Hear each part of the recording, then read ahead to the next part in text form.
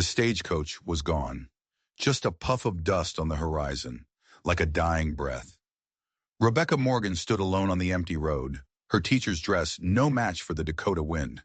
It howled, whipping strands of auburn hair across her face, cold and sharp as the truth that was sinking into her bones. They'd found her. After 3 years of running, of building new lives out of scrap wood and lies in one dusty frontier, town after another, it was over. One wanted poster, with a crude drawing that looked nothing like her but a description that was her to the letter, had undone everything. Rebecca Morgan, 26, wanted for the theft of $5,000. A bitter laugh escaped her lips. She hadn't stolen a penny. But when your boss is Judge William Blackwood, the most powerful man in St. Louis, and you're the only one who saw him embezzling a fortune, you don't stay a witness for long. You become the scapegoat. The town mayor had made it clear that morning. "Can't have criminals teaching our children," he'd said, his face a mask of false righteousness. "The stage leaves at noon. Best you be on it. No trial, no questions. Just the cold, hard fear in his eyes.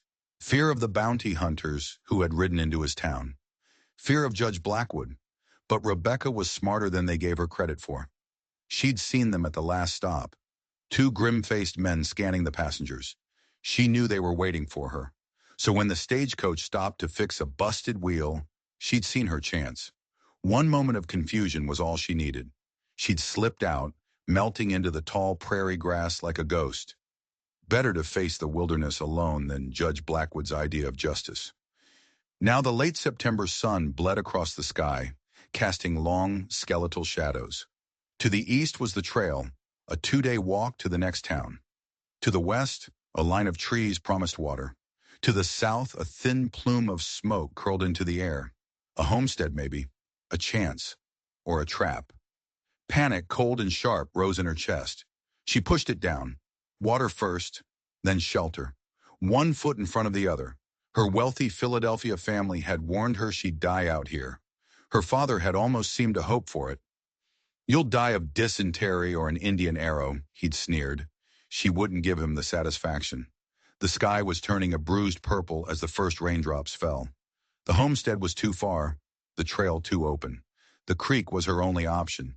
She followed the line of cottonwood trees, her pace quickening as the drizzle turned into a downpour. Lightning spiderwebbed across the sky, followed by a crack of thunder so loud it felt like the world was splitting in two. She was soaked to the bone, her light jacket useless. The cold was sinking deep, a deadly chill that promised a slow, miserable death on the open prairie.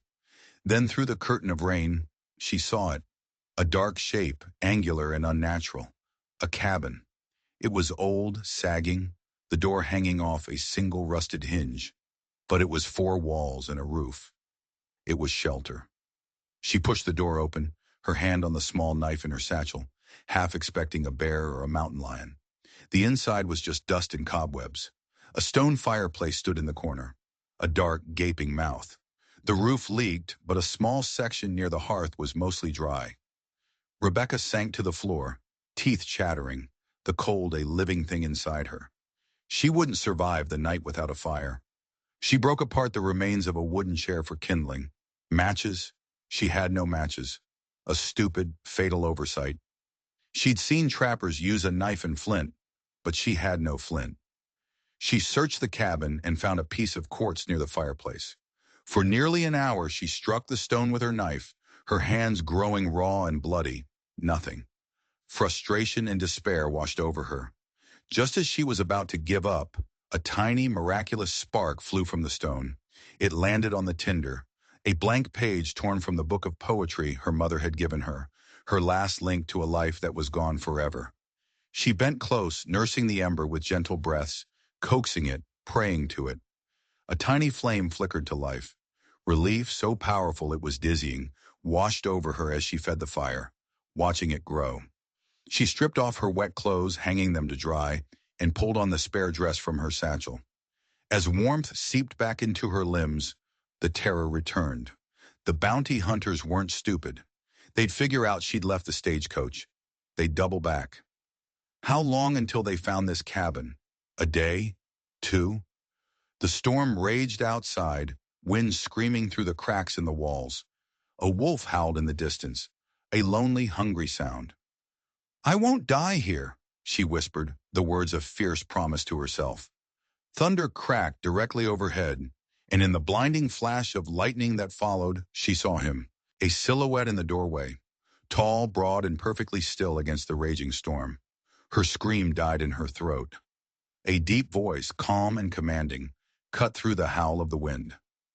"This is no place for a woman alone." Before we get to what happened next, tell us in the comments what you would have done in Rebecca's situation. And if you're enjoying this story, do us a favor and hit that subscribe button. It really helps us out. Now back to the darkness. Rebecca froze. The knife she'd used to make the fire clutched in her hand.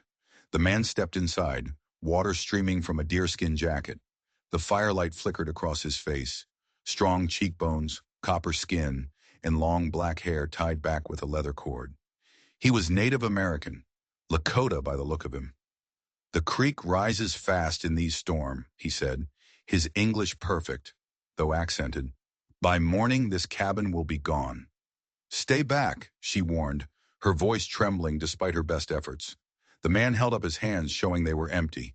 He knelt by the door, keeping his distance. "I mean you no harm. I am White Elk. I saw your fire from the ridge." He glanced at her small, desperate blaze. "Smoke from wet wood carries far." Her mind raced. The papers were full of stories about Indian attacks, but her time in the West had taught her that most of those stories were lies, excuses to steal more land. Still, she was alone. She was vulnerable. "What do you want?" she asked, the knife held tight. "Nothing," he said, "but the water's already here." He gestured to the floor. She looked down and saw it for the first time, a thin sheet of water creeping in from under the door, reflecting the firelight like a dark mirror. "I have a shelter on higher ground. It is dry." The offer was a lifeline, but her instincts screamed at her to trust no one. "Why would you help me?" A flicker of something, surprise, maybe respect, crossed his face. "My people do not leave travelers to die in storms," he said simply. "Even white travelers." A gust of wind slammed against the cabin, and the sound of rushing water grew louder, closer. The water on the floor was visibly rising now, swirling around her boots. "The choice is yours," White Elk said, his voice calm amidst the growing chaos. "Stay and hope, or come with me and live." The cabin was a death trap. If he meant her harm, he could have just waited for the flood to do his work for him. And the bounty hunters? They would definitely check an obvious shelter like this. Staying here meant capture or death. Going with him was a chance. "I'll come," she said, lowering the knife but keeping it in her hand. "Gather your thing," he said, and led her out into the full fury of the storm. The wind nearly tore her from her feet. The creek was no longer a creek. It was a raging, muddy river, eating away at the cabin's foundation. "Stay close," he yelled over the roar. "Step where I step." He moved with an impossible grace through the darkness and the mud, finding a path along higher ground. Rebecca struggled to keep up, her long skirts dragging her down. She stumbled, and he was there in an instant, his hand reaching for hers. His grip was strong, calloused, and surprisingly warm. He led her up a steep bluff to a natural rock overhang. Beneath it was a small, dry camp. A simple lean-to, a stack of covered firewood, and the embers of a fire glowed in a stone pit. The relief was overwhelming. "Wait here," he said, and with practiced skill, he had the fire blazing again in moments. As the warmth chased away the bone-deep chill, he offered her a bundle. "Dry clothes, my sister's." It was a simple deerskin dress, soft and practical. He turned his back politely as she changed, grateful to be out of her cold, wet garments. "Thank you," she said, her voice small. He turned back and offered her a piece of dried meat. "Eat. You are running from something." It wasn't a question. The directness of it startled her. "What makes you say that?" "Your eyes," he said, his gaze steady. "They watch the trail even in the dark. Your hand never leaves your knife, and you carry everything you own in that small bag." His perception was unnerving. She could lie, but what was the point? This man had just saved her life. "Yes," she admitted, "I'm running. From men with guns." Bounty hunters. He nodded slowly. The bounty men. They passed through my hunting grounds 2 days ago. They were asking about a woman, a teacher. Her heart hammered against her ribs. How did you know I was a teacher? A faint smile touched his lips. Your hands, clean but with ink stains on the fingers. And you speak like you are explaining things to children. Simple words, patient tone. He saw too much. I was a teacher, she said, but I committed no crime. He simply waited, his silence an invitation to say more. For 3 years, she had carried this secret alone. For the first time, she spoke it aloud. I saw a powerful man stealing money. A judge. When he knew I saw, he named me the thief. I ran before they could arrest me. And now you are hunted for another's crime, White Elk said. This is a familiar story to my people. That simple understanding, free of pity or doubt, felt like a crack in the armor she'd built around herself. They were ahead of her then, the bounty hunters. Yes, he confirmed. They wait at Yellow Creek Station, watching the stagecoach trail. They were cutting her off. They had her trapped. What will I do? She whispered, the question hanging in the space between them.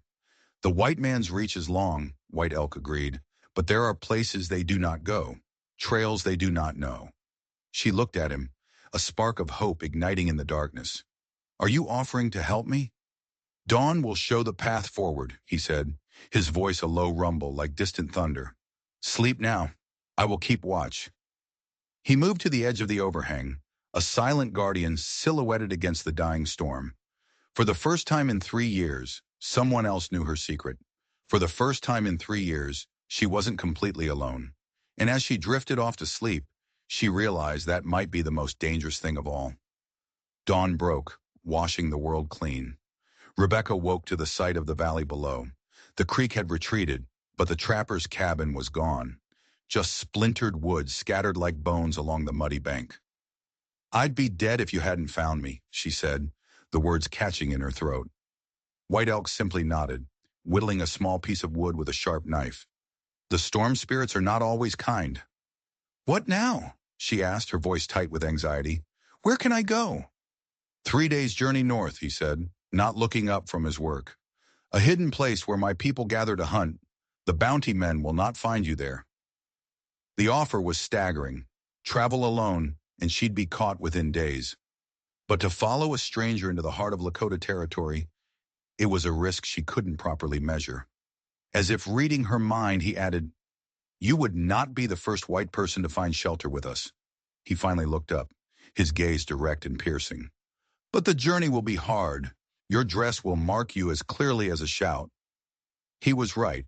The bounty hunters would be looking for a school teacher, not a woman in a deerskin dress. I have nothing else, she said. My sister's clothes will serve, he said. The use of the word we was not lost on her. An alliance was being formed, born of a storm, and a shared enemy she didn't yet understand. All right, she agreed, her voice firmer than she felt. I'll go with you. They set out as the sun climbed the sky, following hidden game trails that were invisible to her untrained eye.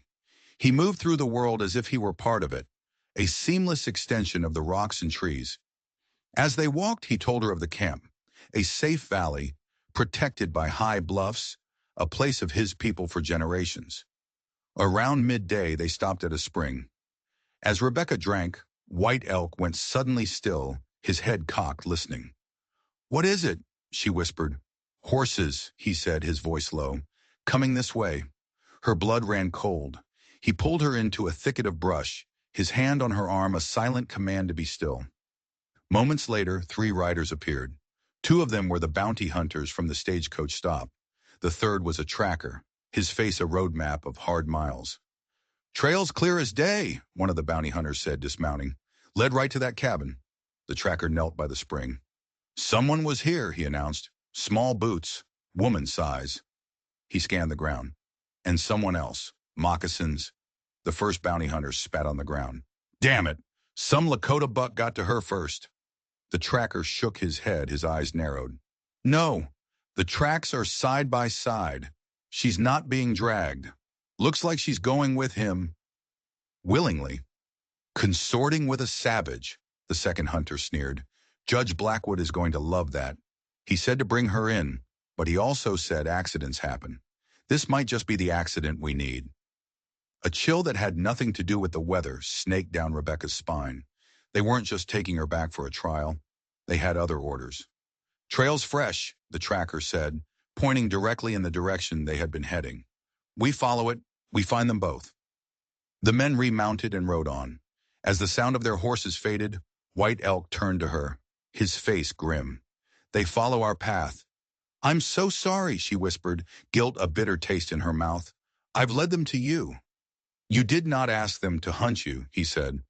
But we must change our path. The direct way is no longer safe. We go west, through the rough country, where horses cannot easily follow. Will it work? For a time, he said, but the tracker is skilled, very skilled. He looked at her, and she saw a flicker of something in his eyes she hadn't seen before, a deep personal anger. You know him, she stated, the realization hitting her like a physical blow. White Elk's jaw tightened.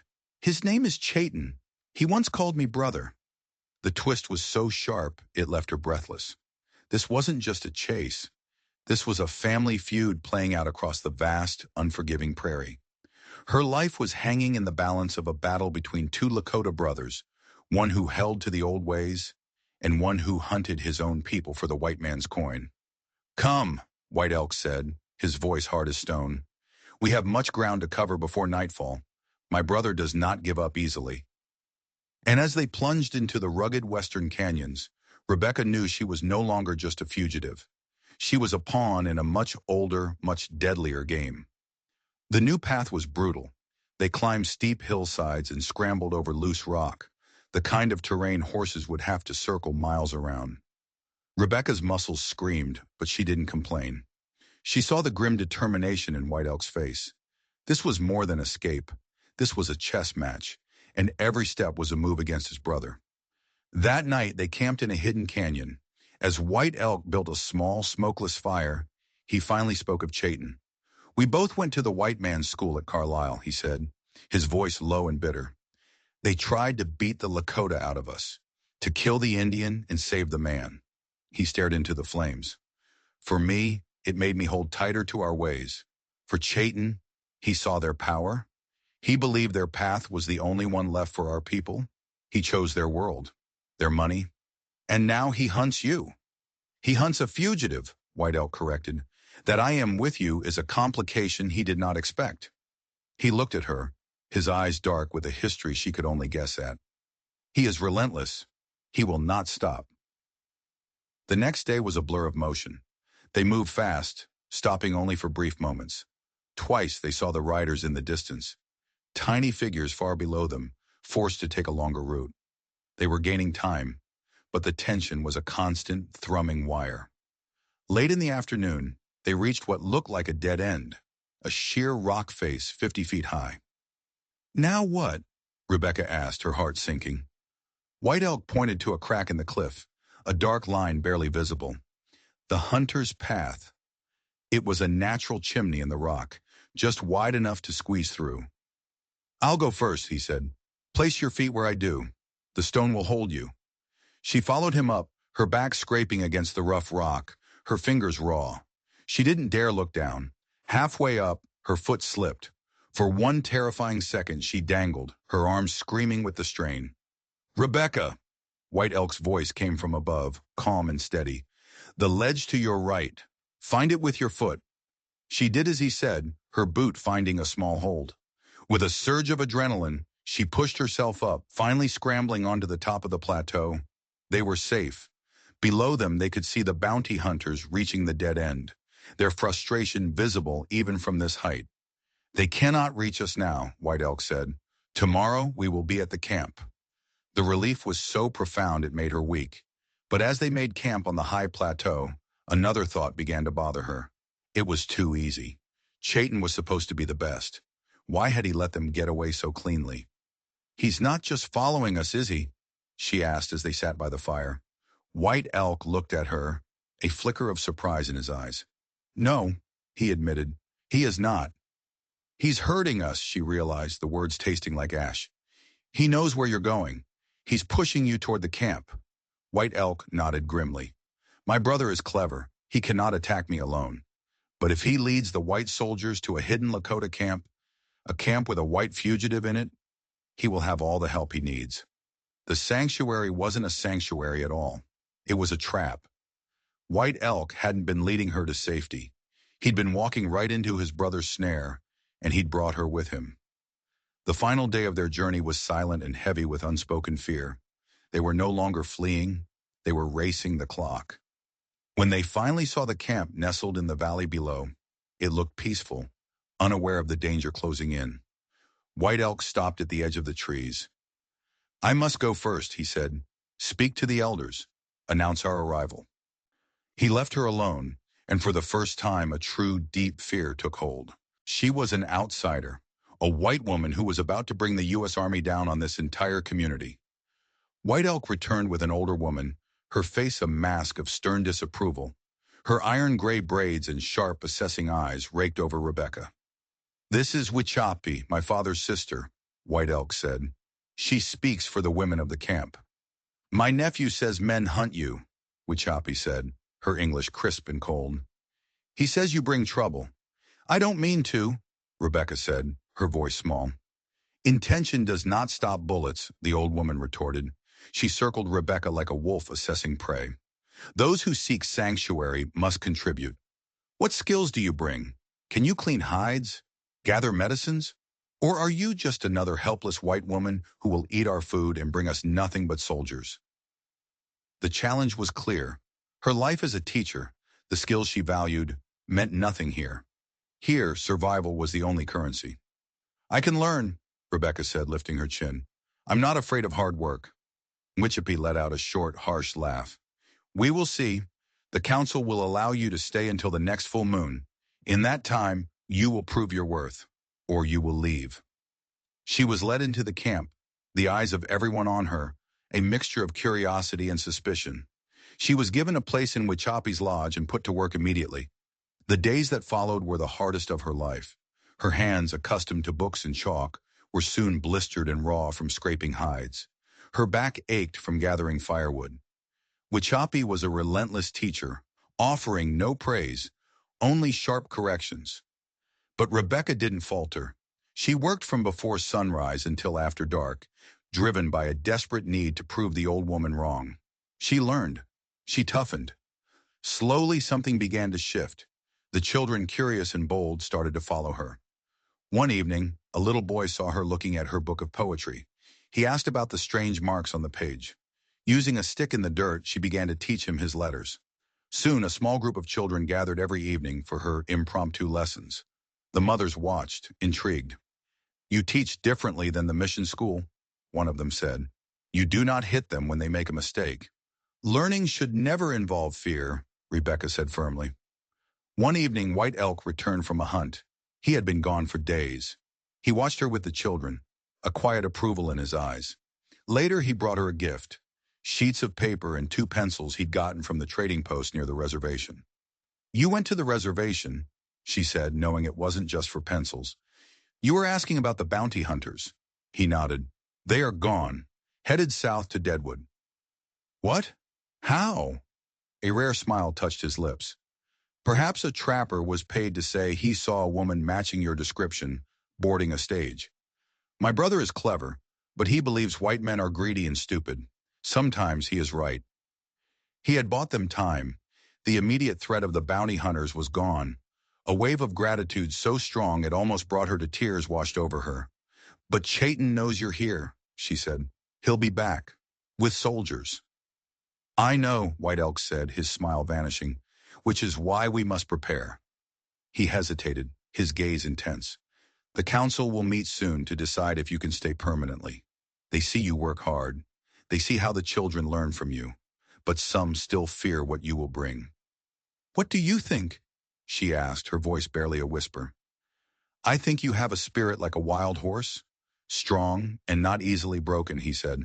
Tomorrow I will show you something. Something to help you understand what it means to be Lakota. Be ready at first light. As he walked away, a new feeling began to dawn in Rebecca's heart. It wasn't just gratitude. It was something deeper, something more dangerous. Here in this hidden valley, running for her life, she was beginning to feel something she hadn't felt in years. Hope, and it terrified her. At dawn, White Elk was waiting with 2 horses. They rode west into the heart of the bluffs, to a place he called the Painted Rocks. It was a sacred canyon, a natural grotto, where the sandstone walls were covered in pictographs, stories and visions painted by generations of Lakota ancestors. "This is our history," he said, his voice soft with reverence. "Our memory. Few outsiders have ever seen this place." He showed her images of great hunts, of battles, of visions received during sacred fasts. He was showing her the soul of his people, trusting her with something deeply precious. He was showing her why they fought so hard to protect this life. "The council will soon decide your fate," he said. "You should know what it is you are asking to be a part of." As he spoke, he suddenly went rigid, his eyes scanning the canyon entrance. "Horses," he whispered. "Many of them." Fear, cold and familiar, gripped her, but White Elk shook his head. "Not Chayton. This is something else." They crept to the canyon's edge and looked down. It was a column of blue-coated cavalry, at least a dozen soldiers, led by a lieutenant, and with them were 2 civilians, a guide and a well-dressed man who radiated an aura of cold authority. "That is not a patrol," White Elk said grimly. "That is a search party." They heard the well-dressed man speaking, his voice laced with irritation. "The Department of Indian Affairs has reports of Lakota warriors raiding settlements. These so-called hunting parties are a violation of the treaty. They belong on the reservation." "Raids?" Rebecca whispered. "There have been no raids." "He doesn't need a reason," White Elk said, his voice tight. "He only needs an excuse." His eyes widened slightly as he looked at the well-dressed man again. "I know him, Commissioner Davies. He works for the government, but his real loyalty is to men with money, men who want this land cleared." And then Rebecca saw him, riding not with the soldiers, but slightly behind, his eyes scanning the terrain with an expert's gaze. Chayton. He had brought the army, herds them to the camp, and then brought the wolves to the door. "They're heading for the camp," she said, her voice shaking. "We have to warn them," White Elk said, already moving. "There is another way, longer, harder, but it will get us there before they do." They left the horses and scrambled up a narrow fissure in the canyon wall, a path that was more of a climb than a walk. They ran, their lungs burning, driven by the terrible image of what would happen if the soldiers reached the unprepared camp. When they finally crested the last ridge, the camp was still peaceful below. They had made it. They stumbled down the hillside, and White Elk's shout sent a wave of controlled chaos through the community. "Soldiers are coming. Women and children to the forest. Warriors, prepare, but show no weapons." Wichapi appeared at Rebecca's side, her face grim. "Come," she ordered, grabbing Rebecca's arm. "You must not be seen." "I can help," Rebecca protested. "If they see a white woman living here peacefully—" "Foolish girl," Wichapi snapped. "If they see you, they will ask questions we cannot answer. Your presence is the very excuse they are looking for." She was dragged toward the tree line where the other women and children were gathering. As she glanced back, she saw White Elk watching her, his face a mask of stone. He was preparing to face the army, his brother, and the consequences of sheltering her. They waited in the tense silence of the forest. Soon a young boy, a scout named Running Fox, crept back with news. "The soldiers are in the camp," he whispered. "They say we must be on the reservation in 3 days. The white leader, Davies, says he is searching for a criminal. A white woman from the east." He looked directly at Rebecca. "Chayton is with them. He told them a woman's tracks were found near the spring." Her heart stopped. Chayton hadn't just led them here. He had told them about her. "They have a paper," Running Fox continued. "A wanted poster." White Elk looked at it. "He told them no such woman has been seen here." White Elk had lied to the army, an offense that could get him imprisoned or killed. The afternoon dragged on. The soldiers were searching every lodge. Rebecca felt the weight of every woman's stare. She was the cause of this. She had brought this plague upon them. She made a decision. She couldn't hide while they suffered for her. She stood up, ready to walk out and give herself up. Wichapi was in front of her in an instant. "Where do you go? I have to end this." "And what will that prove?" the old woman hissed. "That we are liars? That we harbor fugitives? Your capture would doom us all. Sit, wait, trust your fate to the spirits and to the men who are fighting for you." As twilight fell, another report came. Chayton's tracking was too good. He'd found something near the fire pit, something small that had fallen from her satchel when they'd rushed to hide. Her mother's book of poetry. Rebecca's blood ran cold. The inside cover had her full name, written in her mother's elegant script. "To my dearest Rebecca Morgan." It was over. There was no lie that could explain this away. The soldiers would tear the camp apart. There would be a fight. People would die. Just then, they heard a commotion from the camp. Shouts, the sound of a horse screaming, then a single sharp crack, a gunshot. Silence. Minutes stretched into an eternity. Then, White Elk appeared in the gloom. His face was grim, but the immediate crisis in his eyes was gone. "The soldiers are leaving," he announced. "They are making camp a few miles away. They will be gone by morning." A collective sigh of relief went through the women. "What happened?" Wichapi demanded. "The book? Chayton found it," White Elk said, his voice flat. "He gave it to the commissioner." He looked at Rebecca. "Davies opened it. He saw your name." "Then how—" "Before Davies could show the lieutenant," White Elk continued, "there was a distraction. One of the bounty hunters who had been riding with Chayton, the one who was not his usual partner, suddenly yelled that he had found whiskey hidden in a lodge. He caused a commotion. In the confusion, he tried to get something to me, a piece of paper." The story tumbled out. The new bounty hunter wasn't a bounty hunter at all. He was a disgraced Pinkerton agent who had been hired by Judge Blackwood's political rivals to find proof of his corruption. He had tracked Rebecca not for the bounty, but because he believed she was the key to exposing the judge. "He tried to give me a letter," White Elk said, "a sworn confession he'd gotten from another of Blackwood's men. It detailed everything, the embezzlement, the frame-up, everything. But Chayton saw him." White Elk's voice dropped. "He shot the agent, called him a traitor." Rebecca felt sick. A man had died trying to help her. "But the letter," Wichapi pressed. "Did you get it?" White Elk shook his head. "No. Davies took it from the dying man's hand. He holds the proof of your innocence." He looked at Rebecca, and the weight of the world was in his eyes. "And he knows who you are. The soldiers may be leaving, but he is not. He and Chayton are staying. They say they will hunt for game in the morning." They weren't hunting for game. They were hunting for her. The army was gone, but she was now trapped in the wilderness with a corrupt official who knew her identity, her brother who wanted her dead, and the only proof of her innocence. The sanctuary had become a hunting ground, and she was the prey. They spent the night in the forest, a small band of fugitives in their own land. There was no sleep for Rebecca. The commissioner, Davies, now held all the cards. He had the confession that could free her and the knowledge that could destroy the Lakota. He and Chayton were out there, somewhere in the darkness, waiting. Just before dawn, White Elk came to her. "They will not risk attacking the camp," he said, "but they know we must hunt, gather water. They will wait for one of us to become separated. They will wait for you." "Then I have to leave," she said, the words tasting like defeat. "Draw them away." "No," he said, his voice firm.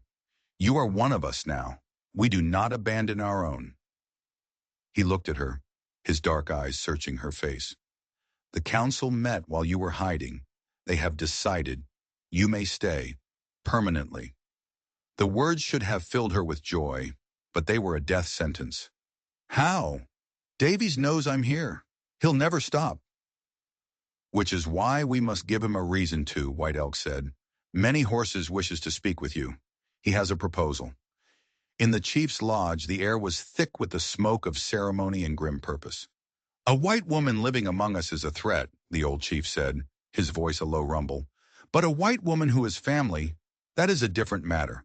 Under the white man's law, a wife takes on the tribe of her husband. The army cannot remove a member of a family against their will. It would be a violation of their own laws. The world tilted on its axis. Marriage, she whispered, stunned. It is the only way, many horses said, to protect you and to protect us. Who? She started but couldn't finish. White Elk stepped forward. When my people marry, it is for life, he said, his voice steady, his gaze locked with hers. I would not offer this as a trick or a convenience. I offer it as a path, together. It wasn't a declaration of love. It was something deeper, a promise of alliance, of shared fate, of respect. In his quiet strength, in his unwavering protection, she had found something she had stopped believing existed. Outside, the sun was rising, painting the sky in shades of rose and gold. Out there, in the woods, two men were planning to kill her. Here in this lodge, she was being offered a new life.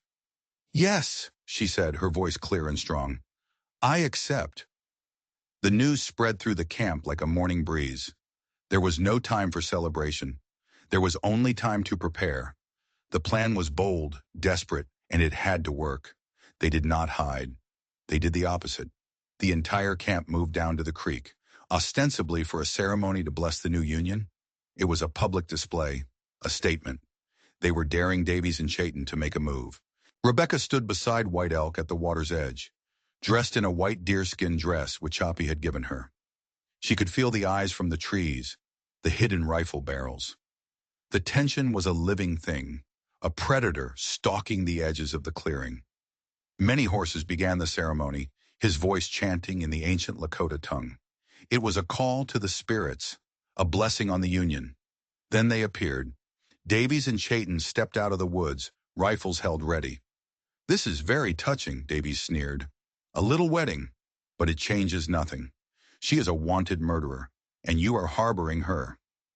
She is accused, White Elk said, his voice ringing with authority. But there is a confession that proves her innocence. A letter you hold, Commissioner. Davies laughed. A letter? I don't know what you're talking about. He raised his rifle, pointing it at Rebecca. This ends now.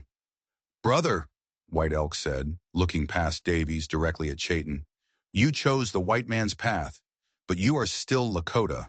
Will you stand by and watch this man murder a woman who is now your kin? Will you let him break the laws of the people you came from? Chayton hesitated, his face a storm of conflict. He had hunted them, trapped them, but to be part of a cold-blooded murder in front of his entire tribe. He's right, you know, a new voice said. Everyone turned. The Army lieutenant, the one who had led the patrol, stepped out of the woods behind Davies, a dozen soldiers with him. We had orders to depart, Lieutenant. Davies snapped, his face pale. We did, the lieutenant said calmly. But I got to thinking about that Pinkerton agent you and your friend here were so quick to shoot, and about that letter you were so quick to pocket. Lying to a federal officer is a serious crime, Commissioner. So is withholding evidence. The lieutenant's eyes were like chips of ice. He had seen Davies take the letter. He had suspected a cover-up and had circled back. Davies was trapped, his face contorted with rage, and he swung his rifle toward the lieutenant. Chayton moved like a striking snake. He didn't attack Davies. He tackled White Elk, sending them both tumbling into the creek just as Davies fired. The shot went wide. In that instant, the world erupted. The Lakota warriors who had been hiding their weapons rose up from the creek banks. The soldiers raised their rifles. It was a standoff, a breath away from a massacre. Stand down, the lieutenant yelled. He strode forward, his pistol aimed squarely at Davies' chest. It's over, Davies. Give me the letter. Defeated, Davies slowly reached into his coat and produced the confession. The lieutenant took it, his eyes scanning the page. He looked up at Rebecca, then at the commissioner. William Blackwood is a powerful man, the lieutenant said, but he's not more powerful than the United States Army, and he and you are going to find out what justice really looks like. He nodded to his men. Arrest him. As the soldiers took Davies away, Chayton and White Elk rose from the creek, dripping and bruised. The two brothers stood facing each other, a chasm of years and choices between them. Why? White Elk asked. He was going to shoot her in the back, Chayton said, his voice rough. There is no honor in that.